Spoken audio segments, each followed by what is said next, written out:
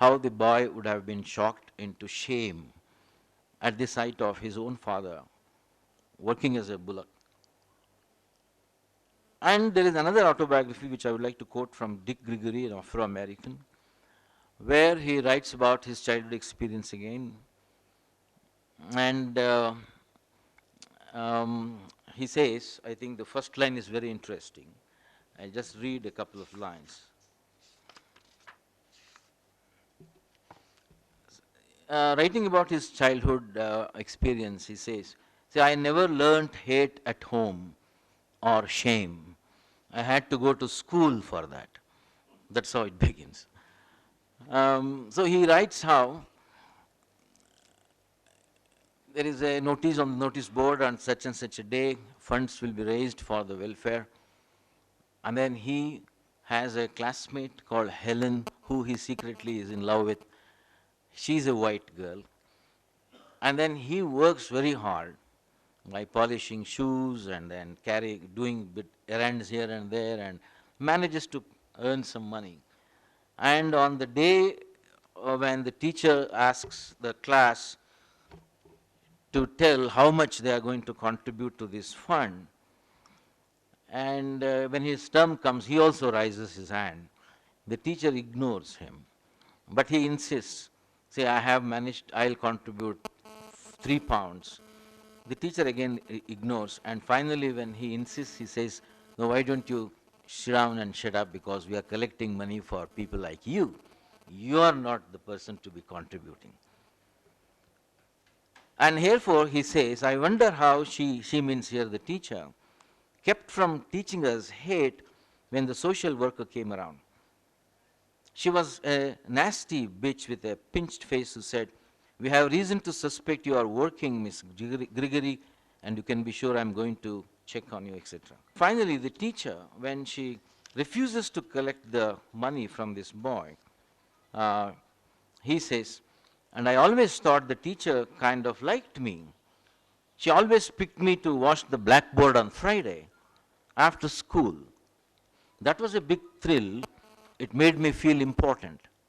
If I did not wash the board, come Monday and the school might not function at all. So that is how the boy felt. But then this incident shakes his respect for the teacher and the whole situation. And he walks out of the school. The teacher asks, where are you going, Richard? And he says, he doesn't say anything. I walked out of school that day, and for a long time I did not go back very often. There was shame there. So shaming can operate in many, many ways this way.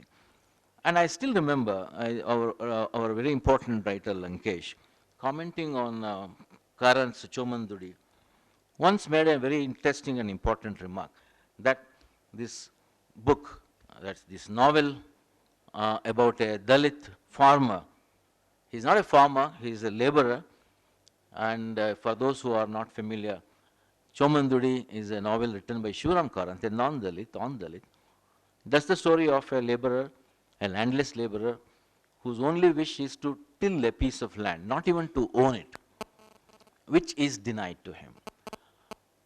Now, Lankesh has made this comment. He says the whole book is not about hunger, but about shame. In fact, looking back, this Chomandudi was published around 1936.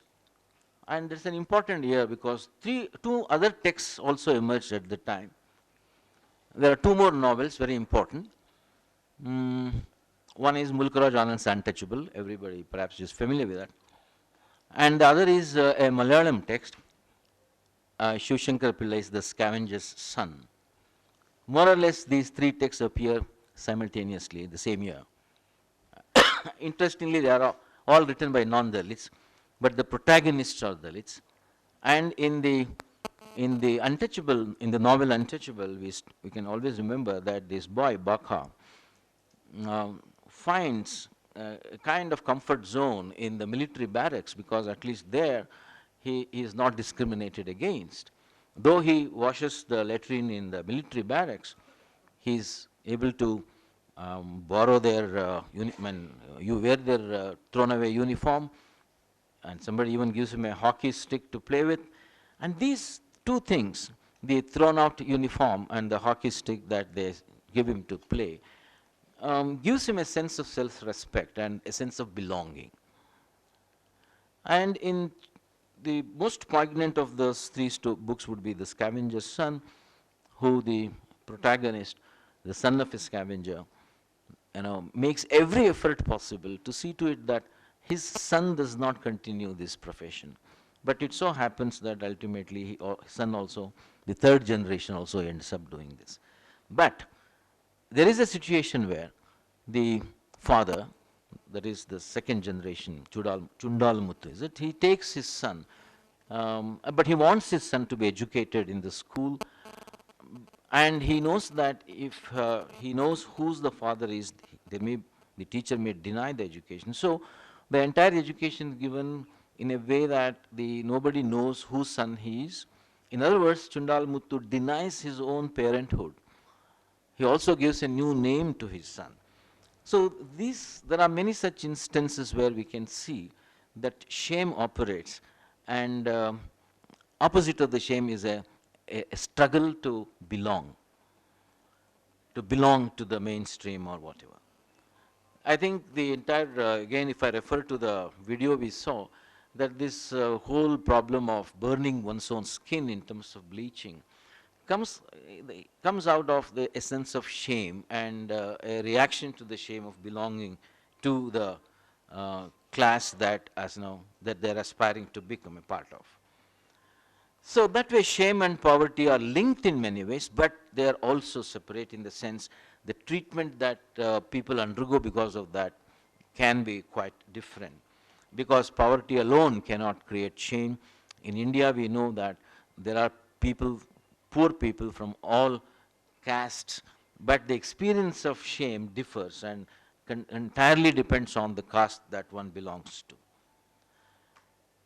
And in modern societies, we have heard people talking about how housing is a big problem, that the denial of space is one of the causes of creating shame.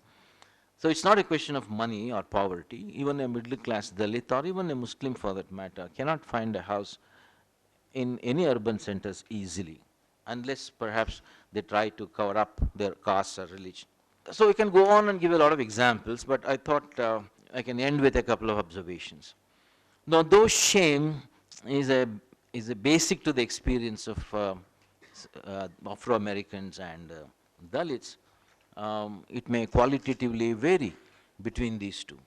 So the experience of shame of an Afro-American may be qualitatively different from the experience of shaming that a Dalit undergoes.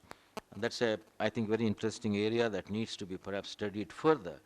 And shame can also be related to one's own aspirations, what one wants to become, very poignantly as we could see in the video. And also the perceived expectation of others. So my skin color has to change, not because I want it partly, but because I want how to change the way others perceive me. So this double trend, operates within shaming. I would like to end with this, but there is also an assertion that is possible, a rebel against the shaming. That comes in Devanur Mahadeva's Kusumabale. Again, for those who are not familiar with it, I would only make a reference to the way Kuriyaya, an old patriarch, old person, representing a very old, Dalit lineage, comes out with a story. It's an imaginary story, but story of how Dalits had their own history, and there was a time when they ruled it, and then they seduced Brahmin women, and now the Brahmins hate them. So anyway, excuse them. There is a reason why they hate us. So, and also the way in which the novel ends with the kind of hope that though the protagonist is now killed because he tried to marry an upper caste girl, there is no sense of deep shame that we see, because the novel still ends with a hope that yes, one day Channa may come back, he's gone to Bombay, and it goes on. So we can say that the shame, the other dimension of the shame could be a very deepened hope that yes, we can come out of this, or we can subvert this and experience the whole, I mean, understand the experience completely in a different way. Um, and unfortunately, the Kusuma Bale's, what the Channa's murder, because he tried to marry or love, to be, to love an upper caste girl, it continues to be repeated. Just last week, there was in Tamil Nadu, a brutal, a Dalit boy was beheaded because he was in love with an upper caste boy. And in Karnataka, again, in 2 days ago, we have read in the papers how just because a Dalit boy went to a house to give a letter, a love letter to some girl, he was beaten up so badly that he died on his way to hospital. So, as I was saying, that these atrocities have been happening, and because no other reason except that they are Dalits, they belong to a particular community. So what I'm trying to suggest is that if we pursue this whole idea of shame and shaming process, maybe we can bring the experiences of Afro-American and Dalits together and read them differently to understand, again, the vexed question of the commonalities and differences. And as an activist, I would say this difference, again, is not just an academic one, but something very, very necessary to have our strategies for struggle against all forms of oppression. Thank you.